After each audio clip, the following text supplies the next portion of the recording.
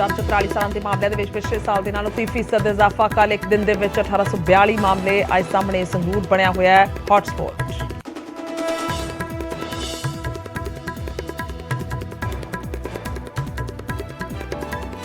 Delhi NCR दे विच हवा हुई बेहद खराब। खतरनाक पद्धर ते पहुंचिया प्रदूषण। ज्यादातर इलाके दे विच एयर क्वालिटी इंडेक्स 400 तो पार। हरियाणा के सीएम के दावे ते भड़के पंजाब के खेतीबाड़ी मंत्री कुलदीप धालीवाल का चैलेंज। हरियाणा के मंत्री मेरे नाल करन दोवें सूबे का दौरा। मनोहर लाल ने कहा सी पंजाब के मुकाबले हरियाणा के विच 10% भी नहीं सड़ी पराली। पराली दे लई केंद्र दे वल्लों भेजियां मशीनां नूं लैके भी छिड़िया सियासी घमसान। बीजेपी बोली पंजाब सरकार ने नहीं वंडियां मशीनां ते केंद्र दे वल्लों भेजिया फंड। आप दा जवाब हुण तक आईयां मशीनां किसानां नूं वंडियां। पराली मामले दे विच सस्पेंड कीते अधिकारियों की बहाली की उठी मंग। यूनियन का दावा सस्पेंड कीते डॉक्टर भुपिंदर सिंह नूं एक दिन पहला ही किया गया सी सन्मानित। खेतां दे विच जाके अग बुझाउंदे अधिकारियों की वीडियो भी की रिलीज। संगरूर दे विच बनाए बायोगैस प्लांट के नेड़े न्यूज़ 18 ने किया रियलिटी चैक। प्लांट तो सिर्फ 200 मीटर दूरी से सड़ रही थी पराली। पराली के हल के लिए ही लगाया गया प्लांट। हरियाणा के 9 जिलों के पंचां सरपंचां की चोण के लिए वोटिंग जारी। अज रात ही आउणगे नतीजे। 11,000 तो ज्यादा पंचां सरपंचां की की जा रही चोण।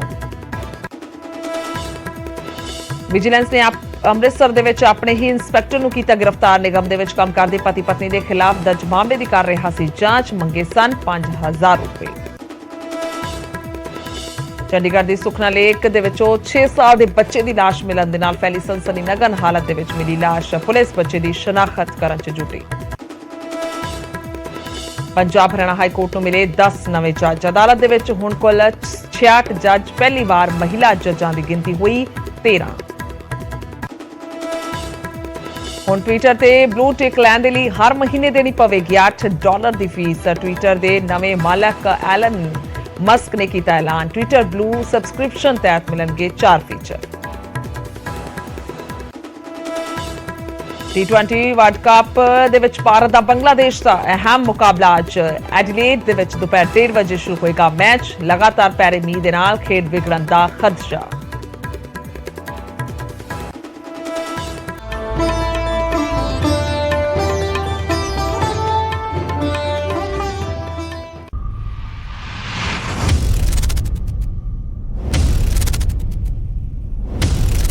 सत श्री अकाल। समय बुलेटिन च स्वागत है। मैं तुहाडे नाल खुशबू संधू। बुलेटिन दे विच हर वड्डी ते छोटी खबर ते नजर पावांगे। शुरुआत कर लैंदे सब तो पहला पराली दे वड्डे मसले तो। पंजाब दे विच पराली साड़न दे मामलिਆਂ च इजाफा होया। लगातार ये मामले वध रहे ने। हुण तक पिछले साल दे नालों 30% वध पराली साड़ी गई है। एक वड्डी खबर का रुख कर रहे हैं। पराली एक वड्डा मुद्दा, पॉल्यूशन एक वड्डा मुद्दा। कल जिक्र किया जाए एक दिन के 1842 मामले कुल सामने आए ने। संगरूर च सब तो वध 345 थावां ते दसदी कि पराली साड़ी गई। उत्तर भारत दे विच सब तो वध पराली पंजाब दे विच साड़ी गई है। हुण तक का जिक्र किया जाए पिछले साल दे नालों बेहद ज्यादा वड्डी मात्रा दे विच जिहड़े केस ने सामने आए ने। कल एक दिन का जिक्र किया जाए तो 1842 मामले सामने आए ने। संगरूर जिले का जिक्र करते हैं तो हॉटस्पॉट बनया हुआ है। संगरूर दे विच दसदी कि सब तो वध 345 थावां ते पराली सड़ी है। रिपोर्टां दे मुताबिक उत्तर भारत दे विच सब तो वध पराली जो है पंजाब दे विच ही साड़ी जा रही है। कल्ले पंजाब च जिक्र किया जाए 80% पराली साड़े जाण दियां रिपोर्टां ने। सो एक बड़ा आंकड़ा है कि किस तरीके दे नाल पराली जिहड़ी है साड़ी जा रही है। खास तौर पर जिक्र किया जाए कि पराली साड़न के मामले 30% इजाफा किवें है। जेकर असी जिक्र करते हैं 2021 का तो 14,920 जिहड़े मामले ने वो सामने आए सन। पर जेकर 2022 यानी कि इस साल का जिक्र किया जाए तो 17,846 यानी कि सीधे तौर पर यह डिफरेंस ये फर्क जिहड़ा मामलों के विच वेख्या जा सकता है। और किस तरीके दे नाल कहा जा रहा है कि 30% मामले ज्यादा ने। जेकर 2 नवंबर का असीं जिक्र करते हैं 31 अक्तूबर का जिक्र करते हैं तो मामले जिहड़े ने किस तरीके दे नाल बढ़े ने। 2131 मामले 31 तरीक नूं जो है सामने आए सन टोटल। तो अज का जिक्र किया जाए 2 नवंबर का जिक्र किया जाए 1842 मामले दर्ज किए गए। उसके अलावा संगरूर के पराली का सब तो वध सेक यानी कि 1 नवंबर 31 अक्तूबर 30 अक्तूबर 29 अक्तूबर तक मामले जिहड़े ने साफ तौर पर वेखे जा सकते हैं। ਘੱਟ ਨਹੀਂ ਹਨ। 286, 323, 330, ਇਸ ਤੋਂ ਇਲਾਵਾ 345, यानी कि ਅੰਕੜਾ ਸਾਫ਼ ਤੌਰ ਤੇ ਜ਼ਾਹਿਰ ਹੈ ਕਿ ਕਿਸ ਤਰੀਕੇ ਦੇ ਨਾਲ ਜਿਹੜੇ ਪਰਾਲੀ ਸਾੜਨ ਦੇ ਮਾਮਲੇ ਨੇ ਵਧੇ ਨੇ। और आंकड़ा की कुछ कह रहा है, पिछले जेकर असी 3-4 दिनों का जिक्र कर रहे हैं, 29 तरीक तो लैके 1 नवंबर तक का जिक्र किया है, तो मामले किस तरीके दे नाल बढ़े ने। 286 29 तरीक नूं, उस तो बाद 323, 330, 345, यानी कि इन्हां 4 दिनों दे विच रफ्तार किस तरीके दे नाल मामलिਆਂ ਦੀ ਵਧੀ है, साफ तौर पर आंकड़ा जाहिर है। तो बहुत वड्डा मसला है पराली का, किस तरीके दे नाल पराली के मामले वध रहे हैं, पराली साड़न के मामले वध रहे हैं लगातार। इस नूं लैके हालांकि सियासी बयानबाजी का दौर भी जारी है, पर इस तो इलावा जेकर जिक्र आंकड़ियां का किया जाए तो असल तस्वीर बयान हो रही है।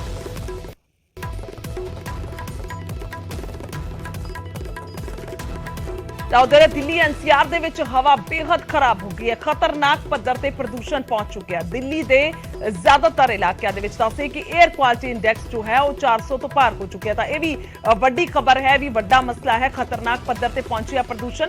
दिल्ली एनसीआर का जेकर जिक्र किया जाए, ज्यादातर इलाकों दे विच AQI 400 तो पार हो चुके हैं। तो इत्थों अंदाजा लगाया जा सकता है कि किस लैवल ते इस वेले, किस पद्धर ते इस वेले पॉल्यूशन जो है वो दर्ज किया गया है।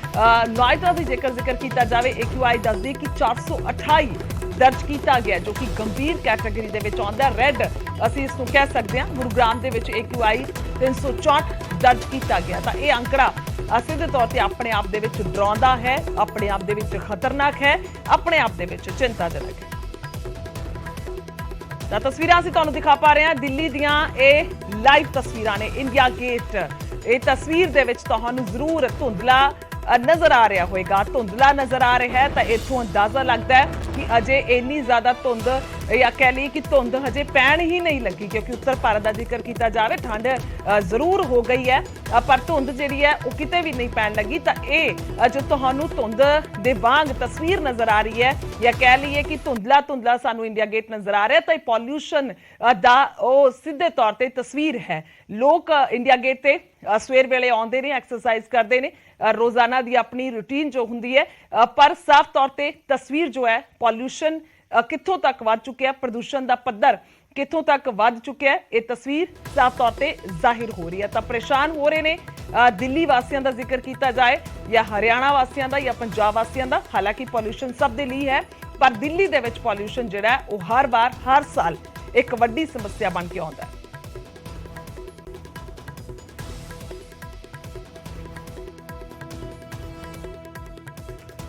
दिल्ली की आबो हवा जो है खराब हो गई है। जेकर सब तो हाई की गल की जाए, नोएडा दे विच 428 AQI दर्ज किया गया। तो पराली की अग ते सियासी सेक भी उठता हुआ नजर आ रहा है। हरियाणा के सीएम के दावे ते भड़कते हुए नजर आए ने सीएम मान। दस दईए कि इस वेले जो दावे किए पंजाब के खेतीबाड़ी मंत्री भड़कते नजर आए ने। खेतीबाड़ी मंत्री धालीवाल ने चैलेंज दिता है उन्होंने कि हरियाणा के मंत्री मेरे नाल दोवें सूबियां का दौरा करन आके, और फिर वेख्या जाएगा कि कितना फर्क है। हेक्टेयर के हिसाब के नाल पराली साड़न दे विच कमी आई है, यानी कि अपने जो जोड़ तोड़ का जिक्र कर रहे हैं। हरियाणा के मंत्री मेरे नाल दोवें सूबियां का दौरा करन। तक खेतीबाड़ी मंत्री कुलदीप धालीवाल दे वल्लों कहा गया है, भड़कदे नजर आए ने पंजाब के खेतीबाड़ी मंत्री हरियाणा के सीएम ते। तो उन्होंने कहा है कि आखिरकार मेरे नाल दौरा किया जाए, हेक्टेयर के हिसाब के नाल पिछले साल के नालों कमी आई है। तो सीधे तौर पर बड़ा मसला इस वेले बन चुका है, किस तरीके दे नाल पॉल्यूशन एक पासे एक बड़ा मसला, पर दूजे पासे सियासत दे विच भी उबाल नजर आ रहा है, सियासत दे विच भी इस वेले सेक नजर आ रहा है। और खास तौर पर यह बड़ा बयान जो दिता गया सीएम मनोहर लाल दे वल्लों, तो चैलेंज कर दिता गया खेतीबाड़ी मंत्री दे वल्लों। जो पराली के जलाने का एक बना हुआ सिस्टम जो किसान जलाते रहे हैं, हमने बहुत जागरूकता पैदा की, हमने थोड़ा कठोरता भी बरती, दंडित भी किया, FIR भी कराई, जुर्माने भी लगाए हैं। फिर भी अभी एकदम मैं कहूँ कि उसको शून्य हम ले पाए हैं या शून्य कर पाए हैं जलाने को, ऐसा नहीं है। लेकिन अगर हम पंजाब के साथ तुलना करते हैं तो पंजाब का हम 10% भी हम उसमें नहीं हैं, 10% के आसपास हैं। हमारे यहाँ पराली की जलाने की घटनाएं बहुत कम हो गई हैं। जो 2561 थी पिछले वर्ष, वो इस वर्ष में 1925, लगभग 25% की कमी आई है। जबकि पंजाब में 1925 हमारी हैं, उनके यहाँ 13,873 हैं। तो इतना अंतर है। हालांकि पंजाब को भी इस प्रकार का एनजीटी ने डायरेक्शन दिए बार बार, और हम भी अपील करेंगे कि पोल्यूशन जो किसी स्टेट एक में नहीं रहता। पराली तो एक ही प्रदेश में जलेगी, लेकिन उसके दुष्परिणाम जो होंगे वो पूरे इलाके में होते हैं। उसको कोई लिमिटेशन नहीं है, कोई उसकी सीमा नहीं है। तो उस प्रदूषण का असर तो आखिर हरियाणा में पड़ेगा, चंडीगढ़ में पड़ेगा, चंडीगढ़ में भी पड़ेगा। बढ़ते बढ़ते मैं कह ਰਿਹਾ ਕਿ ਜੇ ਤੁਹਾਨੂੰ ਐ ਲੱਗਦਾ ਜੇ ਤੁਸੀਂ ਹਵਾਈ ਕਿਲੇ ਸਾਰੀ ਜਾਂਦੇ ਹੋ, ਸਾਡੇ ਨਾਲ ਬਹੁਤ ਜ਼ਿਆਦਾ ਤੁਮ ਸਾਹਿਬ ਆਉਣ ਪੰਜਾਬ ਹਰਿਆਣੇ ਚ, ਮੈਂ ਉਹਨਾਂ ਨੂੰ ਦਿਖਾਉਣਾ ਦਬਾਬਾ ਪੂਰਾ ਸਮਾਂ ਜਿੱਥੇ ਅੱਗ ਨਹੀਂ ਲੱਗੀ, ਕਿਤੇ 5% ਲੱਗੀ, 95% ਕਿਤੇ ਕੋਈ ਅੱਗ ਨਹੀਂ ਲੱਗੀ। ਬਹੁਤ ਸਾਰੇ ਪੰਜਾਬ ਦੇ ਇਦਾਂ ਦੇ ਏਰੀਆ ਰੋਪੜ ਵਗੈਰਾ ਸਭ ਥੋੜੀ ਕਿਤੇ ਕਿਸੇ ਨੇ ਸਾਰੇ, ਬਸ ਸਾਨੂੰ ਥੋੜੀ ਜਿਹੀ ਪਾਸੇ ਆ ਕੇ ਪ੍ਰੋਬਲਮ ਆਉਂਦੀ ਕਿਤੇ ਨਹੀਂ। ਮੈਂ ਤਾਂ ਉਹਨਾਂ ਨੂੰ ਕਿਹਾ ਤੁਮ ਸਾਹਿਬ ਨੂੰ, ਤੁਸੀਂ ਉੱਥੋਂ ਦੇ ਮੰਤਰੀ ਨੇ ਮਲਕ ਸਾਹਿਬ, ਉਹ ਸਾਨੂੰ ਬਾਹੋ ਉਹਨਾਂ ਨੂੰ ਬਾਹੋ ਗੱਡੀ ਚ ਦਿੱਲੀੋਂ ਤੁਰ ਪੈਂਦੇ ਆ, ਹਰਿਆਣੇ ਦੇ ਵਿੱਚੋਂ ਦੀ ਲੰਘ ਜਾਂਦੇ ਜੀ। ਆਹ ਦੇਖਿਓ ਜਿਹੜਾ ਹਰਿਆਣੇ ਵਾਲਿਆਂ ਨੇ ਜ਼ਿਆਦਾ ਸਾੜਤਾ ਕਿ ਅਸੀਂ ਸਾੜਤਾ, ਤੁਹਾਨੂੰ ਦੱਸ ਦਿਓ ਵੇਖ ਕੇ ਵੀ ਕੌਣ। ਤਾਂ ਇੱਕ ਪਾਸੇ ਸੀਐਮ ਮਨੋਹਰ ਲਾਲ ਦਾ ਦਾਵਾ ਹੈ ਔਰ ਦੂਸਰੇ ਪਾਸੇ ਖੇਤੀਬਾੜੀ ਮੰਤਰੀ ਦਾ ਬਿਆਨ ਹੈ ਹੈਕਟੇਅਰ ਦੇ ਹਿਸਾਬ ਦੇ ਨਾਲ। ਅੱਗੇ ਵਧਦੇ ਹਾਂ। ਇਸ ਸਭ ਦੇ ਵਿਚਾਲੇ ਦੱਸਦੇ ਕਿ ਪਰਾਲੀ ਪ੍ਰਬੰਧਨ ਵਾਲੀਆਂ ਮਸ਼ੀਨਾਂ ਨੂੰ ਲੈ ਕੇ ਵੀ ਕਮਸਾਨ ਛਿੜ ਚੁੱਕਿਆ ਹੈ। ਬੀਜੇਪੀ ਪੁੱਛ ਰਹੀ ਹੈ ਕਿ ਕੇਂਦਰ ਦੇ ਵੱਲੋਂ ਮਸ਼ੀਨਾਂ ਲਈ ਦਿੱਤਾ ਫੰਡ ਕਿੱਥੇ ਹੈ, ਜਿਸ ਤੇ ਪੰਜਾਬ ਸਰਕਾਰ ਨੇ ਵੀ ਜਵਾਬ ਦਿੱਤਾ।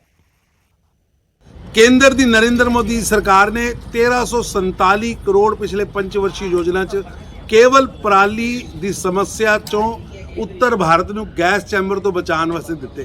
1,20,000 मशीनां वंडियां गईयां। ये दावा करते 8,000 नोडल अफसर लगे, लेकिन हालात है ने कि अज दे पंजाब दे अंदर पिछली 15 सितंबर तो 28 अक्तूबर दे विच 10,214 स्थानां दे उत्ते पराली साड़ी गई। लगभग पंजाब ਦੇ 71% ਖੇਤਾਂ ਦੇ ਅੰਦਰ ਪਰਾਲੀ ਸਾੜੀ ਗਈ। ਇਹ ਗਲਤ ਬਿਆਨ ਉਹਨਾਂ ਦਾ ਜੀ। ਜੋ ਕੁਝ ਉਹਨਾਂ ਨੇ ਦਿੱਤਾ ਸੀਗਾ 33,000 ਦੇ ਲਾਗੇ ਮਸ਼ੀਨ ਜਿਹੜੀ ਐਰਕਾ ਬਣ ਰਹੀ 90,000 ਪਿਛਲੀ ਵਾਰ ਹੁੰਦੀ, ਉਹ ਸਾਰੀ ਲਗਭਗ ਡਿਸਟ੍ਰੀਬਿਊਟ ਹੋ ਚੱਲੀ ਹੈ।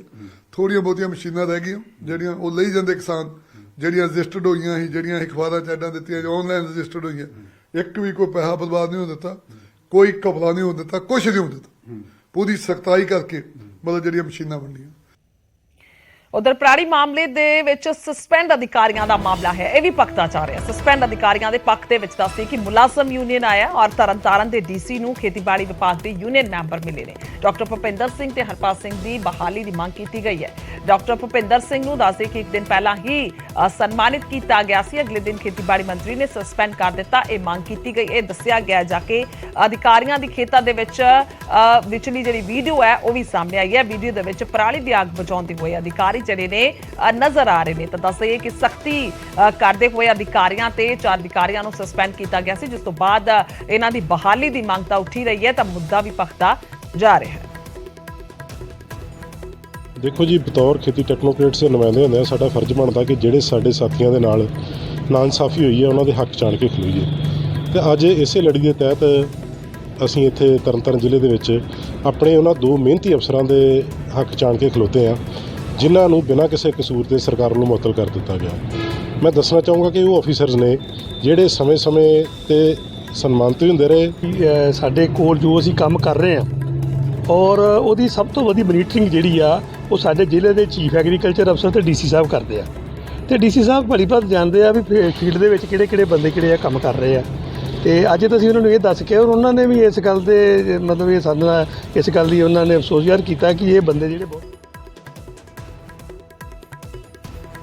ਸਿੱਧੇ ਤੌਰ ਤੇ ਇਹ ਵੱਡਾ ਮਸਲਾ ਬਣਦਾ ਜਾ ਰਿਹਾ। ਸਸਪੈਂਡ ਕੀਤੇ ਗਏ ਸਨ ਅਧਿਕਾਰੀ ਜਿਨ੍ਹਾਂ ਦੀ ਬਹਾਲੀ ਦੀ ਮੰਗ ਕੀਤੀ ਜਾ ਰਹੀ ਹੈ ਔਰ ਕਿਹਾ ਗਿਆ ਕਿ ਉਹਨਾਂ ਨੂੰ ਸਨਮਾਨਿਤ ਵੀ ਕੀਤਾ ਗਿਆ ਸੀ ਔਰ ਜਦੋਂ ਅੱਗ ਬੁਝਾ ਰਹੇ ਸਨ ਤਾਂ ਉਸ ਮੌਕੇ ਦੀ ਵੀਡੀਓ ਵੀ ਜਿਹੜੀ ਹੈ ਉਹ ਸਾਹਮਣੇ ਆਈ ਹੈ। ਸੋ ਜਿਸ ਤੋਂ ਬਾਅਦ ਇੱਕ ਤਰ੍ਹਾਂ ਦੇ ਨਾਲ ਇਹ ਮੰਗ ਪੱਤਰ ਦਿੱਤਾ ਗਿਆ ਹੈ, ਮੰਗ ਕੀਤੀ ਗਈ ਹੈ। ਤਾਂ ਮੈਂਬਰ ਜਿਹੜੇ ਨੇ ਹੁਣ ਪੱਖ ਦੇ ਵਿੱਚ ਮੁਲਾਜ਼ਮ ਯੂਨੀਅਨ ਦੇ ਮੈਂਬਰ ਇਹਨਾਂ ਅਧਿਕਾਰੀਆਂ ਦੇ ਸਸਪੈਂਡਡ ਅਧਿਕਾਰੀਆਂ ਦੇ ਹੱਕ ਦੇ ਵਿੱਚ ਆਉਂਦੇ ਹੋਏ ਨਜ਼ਰ ਆਏ ਨੇ। ਤਾਂ ਮੰਗ ਸਿੱਧੇ ਤੌਰ ਤੇ ਇਹੀ ਹੈ ਕਿ ਉਹਨਾਂ ਨੂੰ ਬਹਾਲ ਕੀਤਾ ਜਾਵੇ।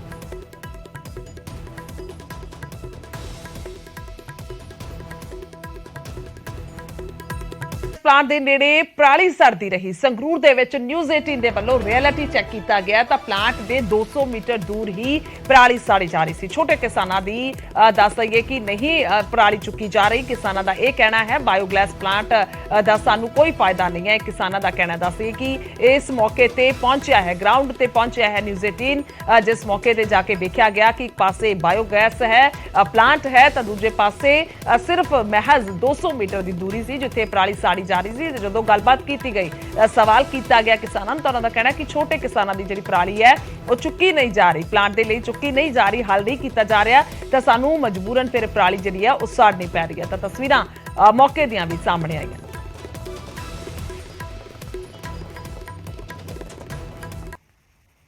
ਝੋਨੇ ਦੀ ਫਸਲ ਵੱਢਣ ਤੋਂ ਬਾਅਦ ਸਭ ਤੋਂ ਵੱਡੀ ਸਮੱਸਿਆ ਪਰਾਲੀ ਦੀ ਆਉਂਦੀ ਹੈ। ਸਰਕਾਰ ਲਗਾਤਾਰ ਕਿਸਾਨਾਂ ਨੂੰ ਕਹਿ ਰਹੀ ਹੈ ਕਿ ਪਰਾਲੀ ਨੂੰ ਅੱਗ ਨਾ ਲਾਈ ਜਾਵੇ, ਪਰ ਕਿਸਾਨ ਲਗਾਤਾਰ ਕਹਿ ਰਹੇ ਨੇ ਕਿ ਸਾਡੀਆਂ ਮਜਬੂਰੀਆਂ ਨੇ, ਸਾਨੂੰ ਕੋਈ ਪੁਖਤਾ ਪ੍ਰਬੰਧ ਕਰਕੇ ਦਿੱਤੇ ਜਾਣ ਤਾਂ ਜਿਸ ਤੋਂ ਬਾਅਦ ਅਸੀਂ ਪਰਾਲੀ ਨੂੰ ਅੱਗ ਨਾ ਲਾਈਏ। ਇਸ ਵਕਤ ਅਸੀਂ ਸੰਗਰੂਰ ਦੇ ਪਿੰਡ ਭਟਾਲ ਕਲਾਂ ਵਿਖੇ ਮੌਜੂਦ ਹਾਂ, ਜਿੱਥੇ ਕਿ ਮੁੱਖ ਮੰਤਰੀ ਭਗਵੰਤ ਸਿੰਘ ਮਾਨ ਨੇ ਪਿਛਲੀ 18 ਤਰੀਕ ਨੂੰ ਆ ਕੇ ਇੱਕ ਬਾਇਓਗੈਸ ਪਲਾਂਟ ਦਾ ਉਦਘਾਟਨ ਕੀਤਾ ਸੀ, ਜੋ ਕਿ ਏਸ਼ੀਆ ਦਾ ਸਭ ਤੋਂ ਵੱਡਾ ਬਾਇਓਗੈਸ ਪਲਾਂਟ ਉਹਨਾਂ ਵੱਲੋਂ ਦੱਸਿਆ ਗਿਆ ਸੀ। ਮੁੱਖ ਮੰਤਰੀ ਨੇ ਜਾਣਕਾਰੀ ਦਿੱਤੀ ਸੀ ਕਿ 30 ਕਿਲੋਮੀਟਰ ਦੇ ਲਗਭਗ ਪਿੰਡਾਂ ਦੇ ਵਿੱਚ ਇਹ ਜਿਹੜਾ ਬਾਇਓਗੈਸ ਪਲਾਂਟ ਆ ਪਰਾਲੀ ਚੱਕੇਗਾ ਤੇ ਇਸ ਇਲਾਕੇ ਦੇ ਕਿਸੇ ਵੀ ਕਿਸਾਨ ਨੂੰ ਪਰਾਲੀ ਨੂੰ ਅੱਗ ਲਗਾਉਣ ਦੀ ਜ਼ਰੂਰਤ ਨਹੀਂ ਪਵੇਗੀ। ਪਰ ਅਸੀਂ ਪਿੰਡ ਭਟਾਲ ਕਲਾਂ ਦੇ ਵਿੱਚ ਹੀ ਮੌਜੂਦ ਹਾਂ, ਜਿਸ ਜਗ੍ਹਾ ਦੇ ਉੱਪਰ ਫੈਕਟਰੀ ਬਣੀ ਹੈ। ਤੁਹਾਨੂੰ ਪਿੱਛੇ ਤਸਵੀਰਾਂ ਵੀ ਦਿਖਾਉਣੀਆਂ ਚਾਹਾਂਗੇ ਕਿ ਸਾਹਮਣੇ ਤੁਹਾਨੂੰ ਫੈਕਟਰੀ ਦੀਆਂ ਤਸਵੀਰਾਂ ਨਜ਼ਰ ਆ ਰਹੀਆਂ ਹੋਣੀਆਂ। ਤਕਰੀਬਨ ਇੱਥੋਂ 200 ਮੀਟਰ ਦੇ ਉੱਪਰ ਜਿਹੜੇ ਤੁਹਾਨੂੰ ਫੈਕਟਰੀ ਦੇ ਵੱਡੇ ਵੱਡੇ ਬੋਇਲਰ ਨੇ ਦਿਖਾਈ ਦੇ ਰਹੇ ਹੋਣੇ, ਪਰ ਦੂਜੇ ਪਾਸੇ ਤੁਹਾਨੂੰ ਤਸਵੀਰਾਂ ਕਿਸਾਨਾਂ ਦੇ ਖੇਤਾਂ ਦੀਆਂ ਦਿਖਾਵਾਂਗੇ ਕਿ ਕਿਸਾਨ ਆਪਣੇ ਖੇਤ ਦੇ ਵਿੱਚ ਪਰਾਲੀ ਨੂੰ ਅੱਗ ਲਗਾਉਣ ਦੇ ਲਈ ਮਜਬੂਰ ਹੋਏ ਨੇ। ਕੀ ਕਾਰਨ ਨੇ, ਕਿਉਂ ਕਿਸਾਨਾਂ ਨੂੰ ਆਪਣੇ ਖੇਤਾਂ ਦੇ ਵਿੱਚ ਪਰਾਲੀ ਨੂੰ ਅੱਗ ਲਗਾਉਣੀ ਪੈ ਰਹੀ ਹੈ, ਸਾਰੀ ਗੱਲਬਾਤ ਕਰਨ ਦੀ ਕੋਸ਼ਿਸ਼ ਵੀ ਕਰਾਂਗੇ। ਕਿਵੇਂ ਦੇਖਦੇ ਹੋ, ਤੁਹਾਡਾ ਪਿੰਡ ਕਿਹੜਾ, ਪਹਿਲਾਂ ਮੈਨੂੰ ਇਹ ਦੱਸੋ। ਭਟਾਲ ਕਲਾਂ ਜੀ। ਜਿਹੜੀ ਫੈਕਟਰੀ ਆ ਸਾਹਮਣੇ ਤੁਹਾਡੇ ਤੋਂ ਕਿੰਨੀ ਦੂਰੀ ਤੇ ਆ? ਸਾਰੀ 200 ਮੀਟਰ ਤੇ ਹੈ ਜੀ। ਪਰ ਤੁਸੀਂ ਆਪਣੇ ਖੇਤਾਂ ਦੇ ਵਿੱਚ ਪਰਾਲੀ ਨੂੰ ਅੱਗ ਲਗਾ ਰਹੇ ਹੋ, ਕੀ ਮਜਬੂਰੀਆਂ ਨੇ, ਕੀ ਕਾਰਨ ਨੇ?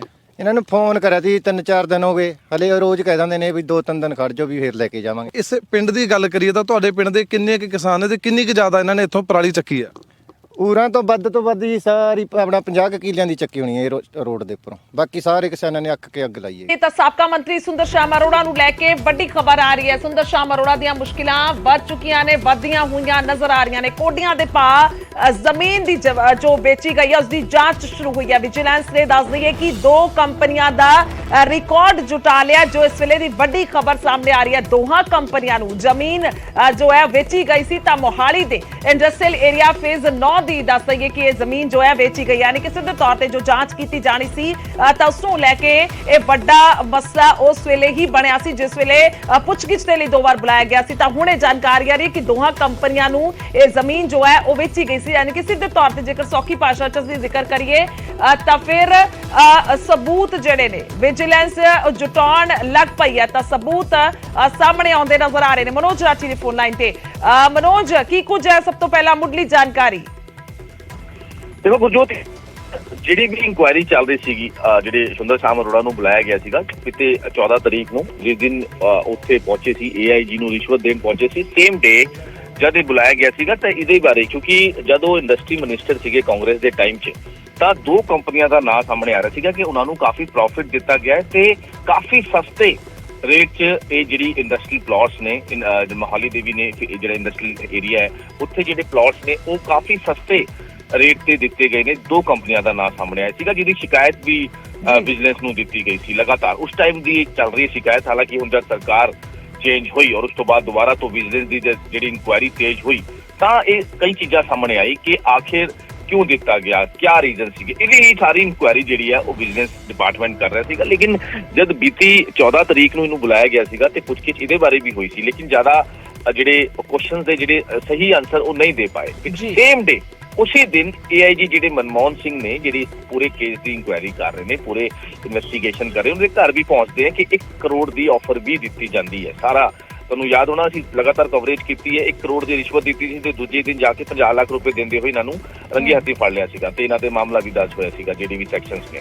ਤੇ ਹੁਣ ਜਿਹੜੀ ਇਨਕੁਆਇਰੀ ਹੋਈ ਹੈ, ਜਿਹੜੇ ਸੋਰਸਿਸ ਦੱਸ ਰਹੇ ਨੇ ਕਿ ਵਿਜੀਲੈਂਸ ਵੱਲੋਂ ਕਈ ਰਿਕਾਰਡ ਜਿਹੜੇ ਹੈ ਉਹ ਲਿੱਤੇ ਗਏ ਨੇ ਕਿ ਆਖਿਰ ਜਿਹੜੀ 2 ਕੰਪਨੀਆਂ ਉਹਨਾਂ ਨੂੰ ਫਾਇਦਾ ਕਿਉਂ ਪਹੁੰਚਾਇਆ ਗਿਆ।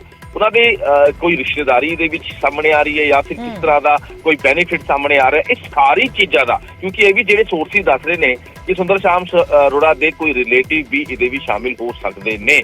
ਇਸ ਕਰਕੇ ਸਾਰੀ ਚੀਜ਼ਾਂ ਦਾ ਜਿਹੜਾ ਰਿਕਾਰਡ ਹੈ, ਇੱਕ ਇੱਕ ਚੀਜ਼ ਦਾ ਜਿਹੜਾ ਰਿਕਾਰਡ ਹੈ, ਕਿੰਨਾ ਕੁ ਰੇਟ ਸੀਗਾ, ਕਿੰਨੇ ਚ ਦਿੱਤੀ, ਕਿਹੜੇ ਕਿਹੜੇ ਲੋਕ ਇਨਵੋਲਵ ਸੀਗੇ, ਹੋਰ ਕਿਹੜੇ ਕਿਹੜੇ ਇਹਦੇ ਵਿੱਚ ਜਿਹੜੀ ਹੈਗੀ ਇੰਟਰਸਟ ਹੈਗਾ, ਇਹ ਸਾਰੀ ਚੀਜ਼ਾਂ ਦਾ ਜਿਹੜਾ ਰਿਕਾਰਡ ਹੈ ਉਹ ਵਿਜੀਲੈਂਸ ਨੇ ਤਿਆਰ ਕਰ ਲਿਆ। ਤਾਂ ਕਹਿ ਸਕਦੇ ਕਿ ਆਉਣ ਵਾਲੇ ਸਮੇਂ 'ਚ ਸੁੰਦਰ ਸ਼ਾਮ ਅਰੋੜਾ ਦੀ ਹੋਰ ਮੁਸ਼ਕਿਲਾਂ ਵੱਧ ਸਕਦੀ। ਬਿਲਕੁਲ ਸਿੱਧੇ ਤੌਰ ਤੇ ਜੇਕਰ ਗੱਲ ਕੀਤੀ ਜਾਵੇ ਤਾਂ ਉਸ ਵੇਲੇ ਜ਼ਿਕਰ ਹੋ ਰਿਹਾ ਸੀ ਕਿ ਆਖਰਕਾਰ ਮੁਸ਼ਕਿਲਾਂ ਸ਼ਾਇਦ ਵਧਣਗੀਆਂ ਜਾਂ ਫਿਰ ਦਾਲ ਦੇ ਵਿੱਚ ਕੁਝ ਕਾਲਾ ਹੈ, ਇਸ ਕਰਕੇ ਸ਼ਾਇਦ ਉਹ ਖੁਦ ਹੀ ਪਹੁੰਚ ਗਏ ਸਨ। ਫਿਲਹਾਲ ਸ਼ੁਕਰੀਆ ਮਨੋਜ तमाम ਜਾਣਕਾਰੀ ਲਈ। ਤਾਂ ਇਹ ਵੱਡੀ ਖਬਰ ਹੈ ਔਰ ਵੱਡਾ ਮਸਲਾ ਹੈ। ਮੁਸ਼ਕਿਲਾਂ ਵਧੀਆਂ ਹੋਈਆਂ ਸੁੰਦਰ ਸ਼ਾਮ ਅਰੋੜਾ ਦੀਆਂ ਨਜ਼ਰ ਆ ਰਹੀਆਂ ਨੇ, ਕਿਉਂਕਿ ਸਬੂਤ ਵਿਜੀਲੈਂਸ ਦੇ ਵੱਲੋਂ ਜੁਟਾਉਣੇ ਸ਼ੁਰੂ ਕਰ ਦਿੱਤੇ ਗਏ ਨੇ ਔਰ ਸਬੂਤ ਜਿਹੜੇ ਨੇ ਉਹ ਜੁਟਾਏ ਜਾ ਰਹੇ ਨੇ। उधर मुख्यमंत्री भगवंत मान ने कल फिर साबका मंत्री सुंदर श्याम अरोड़ा ते एक बार फिर तो निशाना साधिया सी अते कहा सी कि किसी भी भ्रष्टाचारी नूं बख्शिया नहीं जाएगा। देखो जेड़ा बंदा करोड़ रुपया रिश्वत इस करके दे रहा कि मेरा नाम कट दो विचों, फिर किन्ने करोड़ नूं बचाउंदा होऊगा वो कि 1 करोड़ दे के मेरे इन्ने करोड़ बच जाणगे। जदों 50 लाख रुपया लैके विजिलेंस के अफसरां कोले आया तो मैनूं विजिलेंस के चीफ का फोन आया कि सीएम साहब ऐदा करके 50 लाख रुपया रिश्वत लैके आया है कि मेरा नाम कट दो, हुण की करिए। मैं कहा जी हुण तां नाम पाओ, हुण कड्ढण दा वेला नहीं, हुण तां लिखण दा वेला है। तलाशी लई उन्हां दे घर दी तलाशी लई, बाकी तां चलो जिहड़ा रजिस्टरियां जां होर बेनामी प्रॉपर्टी दा साजो समान तां मिले। एक नोट गिणन वाली मशीन मिली है। कोई घरे नोट गिणन वाली मशीन रखदा जी?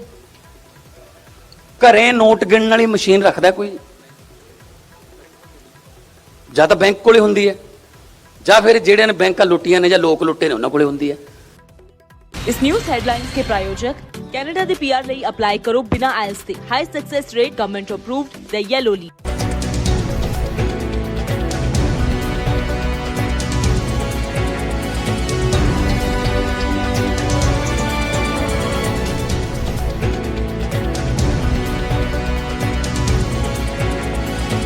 इस न्यूज़ हेडलाइंस के प्रायोजक कैनेडा दे पीआर ਲਈ अप्लाई करो बिना आइल्स ਦੇ high success rate government approved the yellow leaf. ਅੱਗੇ ਵਧਾਂਗੇ ਤਾਂ ਜੇਲ੍ਹਾਂ ਦੇ ਵਿੱਚੋਂ ਮੋਬਾਈਲ ਮਿਲਣ ਦਾ ਸਿਲਸਿਲਾ ਜਾਰੀ ਹੈ। ਵੱਡੀ ਖਬਰ ਹੈ, ਫਰੀਦਕੋਟ ਦੀ ਜੇਲ੍ਹ ਤੋਂ 7 ਮੋਬਾਈਲ ਫੋਨ ਬਰਾਮਦ ਹੋਏ ਨੇ, 8 ਸਿਮ ਕਾਰਡ ਅਤੇ 2 ਬੈਟਰੀਆਂ ਵੀ ਬਰਾਮਦ ਹੋਈਆਂ ਨੇ। 3 ਹਵਾਲਾਤੀਆਂ ਤੇ ਦੱਸਦੀ ਕਿ ਮਾਮਲਾ ਦਰਜ ਕੀਤਾ ਗਿਆ ਹੈ। ਅਣਪਛਾਤਿਆਂ ਤੇ ਵੀ ਮਾਮਲਾ ਦਰਜ ਕੀਤਾ ਗਿਆ। ਤਾਂ ਲਗਾਤਾਰ ਸਿਲਸਿਲਾ ਜਾਰੀ ਹੈ ਜੇਲ੍ਹਾਂ ਦੇ ਵਿੱਚੋਂ ਮੋਬਾਈਲ ਫੋਨ ਮਿਲਣ ਦਾ। ਤਾਂ ਫਰੀਦਕੋਟ ਦੀ ਜੇਲ੍ਹ ਹੈ ਜਿੱਥੋਂ ਕਿ 7 ਮੋਬਾਈਲ ਫੋਨ ਬਰਾਮਦ ਹੋਏ ਨੇ। ਨਰੇਸ਼ ਸੇਠੀ ਨੇ ਫੋਨ ਲਾਈਨ ਤੇ। ਨਰੇਸ਼, ਕੀ ਕੁਝ ਹੈ ਪੂਰੀ ਜਾਣਕਾਰੀ? ਬਿਲਕੁਲ ਗੁਰਜੋਤ ਦੱਸਦੀ ਹੈ ਕਿ ਫਰੀਦਕੋਟ ਦੀ ਮਾਡਰਨ ਜੇਲ੍ਹ ਵਿੱਚ ਜਿਹੜਾ ਮੋਬਾਈਲ ਮਿਲਣ ਦਾ ਸਿਲਸਿਲਾ ਜਿਹੜਾ ਲਗਾਤਾਰ ਜਾਰੀ ਹੈ ਔਰ ਇੱਕ ਵਾਰ ਫਿਰ ਜਿਹੜਾ ਤਲਾਸ਼ੀ ਅਭਿਆਨ ਦੌਰਾਨ ਵੱਖ-ਵੱਖ ਬੈਰਕਾਂ ਦੀ ਜਿਹੜੀ ਤਲਾਸ਼ੀ ਹੋਈ ਸੀ ਉਸ ਵਿੱਚ 7 ਮੋਬਾਈਲ ਫੋਨ ਬਰਾਮਦ ਕੀਤੇ ਗਏ ਨੇ। ਇਸ ਤੋਂ ਇਲਾਵਾ 8 ਸਿਮ ਤੇ 2 ਬੈਟਰੀਆਂ ਵੀ ਬਰਾਮਦ ਕੀਤੀਆਂ। ਦੱਸਦੇ ਹੈ ਇਹਨਾਂ 7 ਵਿੱਚੋਂ 3 ਜਿਹੜੇ ਸਮਾਰਟਫੋਨ ਨੇ ਔਰ 4 ਫੋਨ ਜਿਹੜੇ ਕੀਪੈਡ ਫੋਨ ਸੀਗੇ ਔਰ ਇਹਨਾਂ ਨੂੰ ਲੈ ਕੇ 3 ਹਵਾਲਾਤੀਆਂ ਦੇ ਖਿਲਾਫ ਮਾਮਲਾ ਦਰਜ ਕਰ ਲਿਆ ਗਿਆ, ਜਦਕਿ ਕੁਝ ਅਗਿਆਤ ਕੈਦੀਆਂ ਦੇ ਖਿਲਾਫ ਵੀ ਮਾਮਲਾ ਦਰਜ ਕੀਤਾ ਗਿਆ ਕਿਉਂਕਿ ਜਿਹੜੇ 3 ਮੋਬਾਈਲ ਮਿਲੇ ਨੇ ਉਹ ਕੈਦੀਆਂ ਤੋਂ ਬਰਾਮਦ ਕੀਤੇ ਗਏ ਨੇ ਔਰ ਜਦਕਿ ਜਿਹੜੇ 4 ਮੋਬਾਈਲ ਜਿਹੜੇ ਹੋਰ ਬਰਾਮਦ ਹੋਏ ਨੇ ਉਹ ਲਵਾਰਸ ਹਾਲਤ ਵਿੱਚ ਜਿਹੜੇ ਮਿਲੇ ਨੇ, ਜਿਨ੍ਹਾਂ ਨੂੰ ਲੈ ਕੇ ਅਗਿਆਤ ਕੈਦੀਆਂ ਦੇ ਖਿਲਾਫ ਮਾਮਲਾ ਦਰਜ ਕਰ ਲਿਆ। ਔਰ ਦੱਸਦੀ ਹੈ ਕਿ ਕੋਈ ਪਹਿਲਾ ਮਾਮਲਾ ਨਹੀਂ ਹੈ, ਲਗਾਤਾਰ ਜਿਹੜਾ ਸਿਲਸਿਲਾ ਲਗਾਤਾਰ ਜਿਹੜਾ ਜੇਲ੍ਹ ਤੇ ਉਹ ਮਿਲਣ ਦਾ ਜਾਰੀ ਹੈ ਔਰ ਜੇਲ੍ਹ ਪ੍ਰਸ਼ਾਸਨ ਦੀਆਂ ਵੀ ਇਸ ਨੇ ਕਾਫੀ ਚਿੰਤਾਵਾਂ ਵਧਾਈਆਂ ਹੋਈਆਂ ਨੇ ਕਿਉਂਕਿ ਲਗਾਤਾਰ ਜੇਲ੍ਹ ਦੇ ਅੰਦਰ ਮੋਬਾਈਲ ਪਹੁੰਚਣਾ ਕਿਤੇ ਨਾ ਕਿਤੇ ਵੱਡਾ ਸਵਾਲ ਖੜਾ ਕਰਦਾ ਕਿ ਜੇਲ੍ਹ ਦੇ ਅੰਦਰ ਇਹ ਬੰਦ ਜਿਹੜੇ ਕੈਦੀ ਨੇ ਉਹਨਾਂ ਕੋਲ ਮੋਬਾਈਲ ਕਿਸ ਤਰ੍ਹਾਂ ਪਹੁੰਚ ਰਹੇ ਨੇ। ਬਿਲਕੁਲ ਠੀਕ ਹੈ ਨਰੇਸ਼, ਧੰਨਵਾਦ ਹੈ तमाम ਜਾਣਕਾਰੀ ਲਈ, ਸ਼ੁਕਰੀਆ। ਤਾਂ ਇਹ ਵੱਡੀ ਬਰਾਮਦਗੀ ਹੋਈ ਹੈ, ਮੋਬਾਈਲ ਫੋਨ ਬਰਾਮਦ ਹੋਏ ਨੇ। ਉਧਰ ਵਿਜੀਲੈਂਸ ਨੇ ਆਪਣੇ ਇੰਸਪੈਕਟਰ ਨੂੰ ਗ੍ਰਿਫਤਾਰ ਕੀਤਾ। ਅੰਮ੍ਰਿਤਸਰ ਬਿਊਰੋ ਦੇ ਵਿੱਚ ਦੱਸੀ ਕਿ ਤੈਨਾਤ ਇੰਸਪੈਕਟਰ ਗ੍ਰਿਫਤਾਰ ਕੀਤਾ ਗਿਆ। ਨਿਗਮ ਦੇ ਵਿੱਚ ਕੰਮ ਕਰਦੇ ਪਤੀ ਪਤਨੀ ਤੋਂ ਰਿਸ਼ਵਤ ਲਈ ਸੀ। ਪਤੀ ਪਤਨੀ ਨੇ ਰਿਸ਼ਵਤ ਦਿੰਦਿਆਂ ਦੀ ਵੀਡੀਓ ਬਣਾ ਲਈ ਔਰ ਇੰਸਪੈਕਟਰ ਅਮਲੋਕ ਸਿੰਘ ਨੇ ਦੱਸੀ ਕਿ 5000 ਰੁਪਏ ਦੀ ਰਿਸ਼ਵਤ ਲਈ ਸੀ। ਪਤੀ ਪਤਨੀ ਦੇ ਖਿਲਾਫ ਦਰਜ ਮਾਮਲੇ ਦੀ ਜਾਂਚ ਕਰ ਰਿਹਾ ਸੀ ਤਾਂ ਜਿਸ ਤੋਂ ਬਾਅਦ ਖੁਦ ਹੀ ਵਿਜੀਲੈਂਸ ਦੇ ਵੱਲੋਂ ਆਪਣੇ ਇੰਸਪੈਕਟਰ ਨੂੰ ਗ੍ਰਿਫਤਾਰ ਕੀਤਾ ਗਿਆ। ਇੰਸਪੈਕਟਰ ਨੂੰ ਕਾਬੂ ਕੀਤਾ ਗਿਆ ਤਾਂ ਵਿਜੀਲੈਂਸ ਦੇ ਵੱਲੋਂ ਕਾਰਵਾਈ ਕੀਤੀ ਗਈ ਹੈ ਖੁਦ ਦੇ ਹੀ ਆਫਿਸਰ ਤੇ।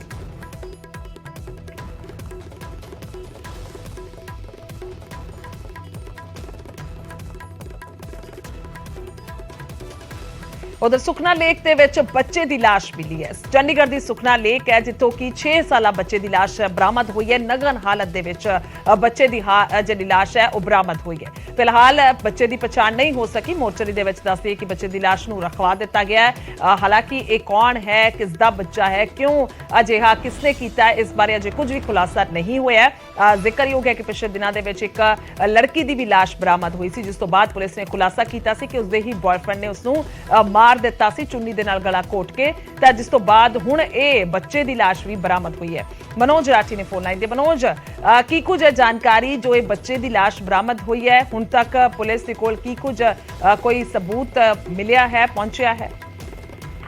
ਦੇਖੋ ਬੜਾ ਗੁਰਜੋਤ, ਇਹਦੇ ਵਿੱਚ ਇੱਕ 6 ਤੋਂ 7 ਸਾਲ ਦਾ ਬੱਚਾ ਹੈਗਾ ਜਿਹੜਾ ਮੇਲ, ਉਹਦੀ ਬੋਡੀ ਮਿਲੀ ਸੀ ਕਿ ਕੱਲ ਤੇ ਸ਼ਾਮ ਨੂੰ ਸੁਖਨਾ ਲੇਕ ਦੇ ਬਿਲਕੁਲ ਜਿਹੜਾ ਲਾਸਟ ਪੁਆਇੰਟ ਹੈ ਉੱਥੇ, ਤੇ ਹਾਲਾਂਕਿ ਹੁਣ ਤੱਕ ਪਹਿਚਾਣ ਨਹੀਂ ਹੋ ਪਾਈ ਹੈ ਕਿ ਉਹ ਬੱਚਾ ਕਿਹਦਾ ਹੈਗਾ, ਕਿਉਂਕਿ ਬੋਡੀ ਮਿਲੀ ਸੀਗੀ ਔਰ ਇਹ ਵੀ ਜਿਹੜੇ ਪੁਲਿਸ ਦੱਸ ਰਹੀ ਹੈ ਕਿ ਇਹ ਵੀ 1-2 ਦਿਨ ਪਹਿਲਾਂ ਦੀ ਜਿਹੜੀ ਹੈਗੀ ਲੱਗ ਰਹੀ ਹੈ, ਕਿਉਂਕਿ ਬੋਡੀ ਜਿਹੜੀ ਹੈ ਬੱਚੇ ਦੀ ਉਹ ਫੁੱਲ ਗਈ ਸੀਗੀ ਕਿਉਂਕਿ ਪਾਣੀ 'ਚ ਪਈ ਸੀ। ਤੇ ਹੁਣ ਸਾਰਾ ਜਿਹੜਾ ਹੈਗਾ ਉਹ ਇਨਵੈਸਟੀਗੇਸ਼ਨ ਕੀਤੀ ਜਾ ਰਹੀ ਹੈ। ਉਹਦੀ ਜਿਹੜੀ ਬੋਡੀ ਹੈ ਉਹ ਮੋਰਚਰੀ 'ਚ ਰਖਵਾ ਦਿੱਤੀ ਗਈ ਹੈ ਤੇ ਹੁਣ ਉਹਦੀ ਪਛਾਣ ਦੀ ਜਿਹੜੀ ਹੈ ਉਹ ਪੂਰੇ ਜਿੰਨੇ ਵੀ ਜਿਹੜੇ ਆਸ-ਪਾਸ ਦੇ ਜਿੰਨੇ ਵੀ ਜਿਹੜੇ ਉੱਥੇ ਰਿਹਾਇਸ਼ੀ ਏਰੀਆ, ਕਿਸ਼ਨਗੜ੍ਹ ਏਰੀਆ ਹੈਗਾ, ਹੋਰ ਜਿਹੜਾ ਰਿਹਾਇਸ਼ੀ ਏਰੀਆ, ਉੱਥੇ ਦੇ ਜਿਹੜੇ ਪੁਲਿਸ ਸਟੇਸ਼ਨ ਹੈ ਉਹਨਾਂ ਤੇ ਵੀ ਜਿਹੜੀ ਇਨਫੋਰਮੇਸ਼ਨ ਦਿੱਤੀ ਹੈ ਕਿ ਕਿਸੇ ਦਾ ਬੱਚਾ ਜੇਕਰ ਕੋਈ ਮਿਸਿੰਗ ਹੈਗਾ ਜਾਂ ਕਿਸੇ ਤਰ੍ਹਾਂ ਦੀ ਕੋਈ ਰਿਪੋਰਟ ਜਿਹੜੀ ਹੈ ਉਹ ਲਿਖਾਈ ਹੈ ਤਾਂ ਉਹ ਤੁਸੀਂ ਆ ਕੇ ਮਿਲੋ। ਲੇਕਿਨ ਲੇਟ ਨਾਈਟ ਤੱਕ ਕਿਸੇ ਤਰ੍ਹਾਂ ਦੀ ਕੋਈ ਜਿਹੜੀ ਹੈਗੀ ਉਹ ਕੋਈ ਨਹੀਂ ਆਇਆ ਸੀਗਾ। ਤੇ ਆਖਿਰ ਬੱਚਾ ਕਿਹਦਾ ਹੈ, ਕਿਸ ਤਰ੍ਹਾਂ ਮੌਤ ਹੋਈ, ਕਈ ਸਵਾਲ ਇਹਦੇ ਵਿੱਚ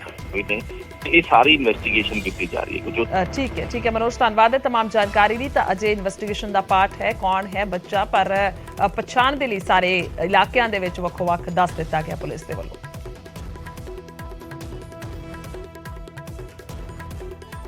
ਉਧਰ ਗੁਰੂਗ੍ਰਾਮ ਦੇ ਫਰੂਖ ਨਗਰ ਬਾਜ਼ਾਰ ਦੇ ਵਿੱਚ ਮਹਿਲਾ ਦੀ ਕੁੱਟਮਾਰ ਦੀ ਖਬਰ ਹੈ। ਬਰਤਨ ਤੇ ਹੋਰ ਸਮਾਨ ਚੋਰੀ ਕਰਨ ਦਾ ਇਸ ਤੇ ਇਲਜ਼ਾਮ ਲੱਗਾ ਤਾਂ ਪੁਲਿਸ ਨੇ ਚੋਰੀ ਦਾ ਸਮਾਨ ਵੀ ਬਰਾਮਦ ਕੀਤਾ ਹੈ।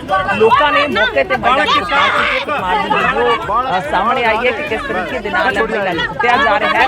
ਪੁਲਿਸ ਨੇ ਮੁਲਜ਼ਮ ਮਹਿਲਾ ਨੂੰ ਗ੍ਰਿਫਤਾਰ ਕਰ ਲਿਆ, ਪਰ ਪਹਿਲਾਂ ਲੋਕਾਂ ਨੇ ਆਪਣੇ ਤੌਰ ਤੇ ਕਾਰਵਾਈ ਕਰਨੀ ਚਾਹੀਦੀ ਔਰ ਖਾਸ ਤੌਰ ਤੇ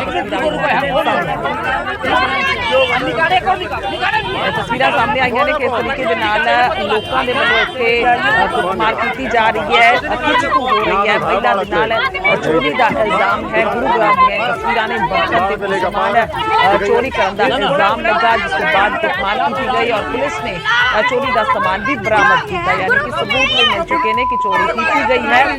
ਲੋਕਾਂ ਨੇ ਦੱਸ ਦਿੱਤੀ ਕਿ ਮੌਕੇ ਤੇ ਹੀ ਕੁੱਟਮਾਰ ਕਰਨੀ ਸ਼ੁਰੂ ਕਰ ਦਿੱਤੀ।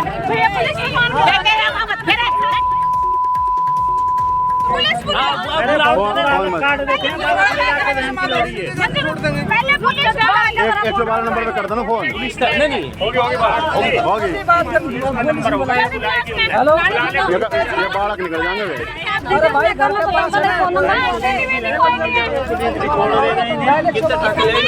देखिए हम कितना पैसा देंगे, क्या सामान है इसमें?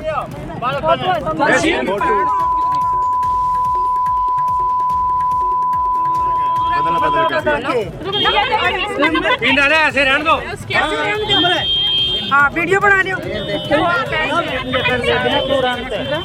बात नहीं, ऐसे रहने दो, इसी में डाल देना। सुनो, अगर जल्दी बुला दे फोन करके समान बरामद किया मौके ते ਜਿਹੜੀਆਂ ਮਹਿਲਾਵਾਂ ਸੀਗੀਆਂ ਉਹਨਾਂ ਦੇ ਵੱਲੋਂ ਹੀ ਬਰਾਮਦ ਕੀਤਾ।